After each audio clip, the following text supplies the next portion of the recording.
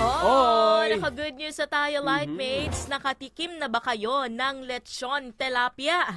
Bumida ngayon sa bayan ng Santa Cruz ang kakaibang lechon tilapia ng pamilya San Juan ng barangay Patimbao ng Santa Cruz, Laguna.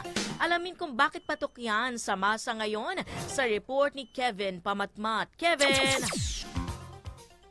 Taong 1960 pa umano nagsimulang magluto ng kakaibang lechon tilapia si Lola Eugenia San Juan habang sila ay nagkaroon ng malakihang salo-salo. Dito ay tinuloy naman ng kanyang mga anak at apo sa katauhan ni Moriel San Juan Maghirang. Aniya, higit na naging patok ang lechon tilapia sa panahon ng pandemic hanggang sa kasalukuyan.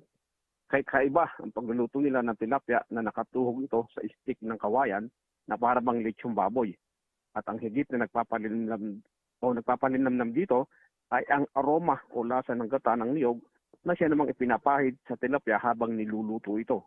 Ayon kay Moriel Maghirang, minana lamang nila sa kanilang lola ang pagluluto nito at naisipang gata ang ilagay sa tilapia dahil napakarami lang nilang tanim ng niyog noon.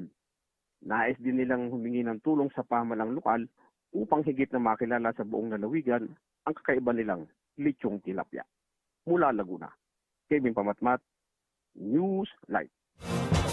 Ang maganda dyan, Kevin, yung nagdadala ka dito.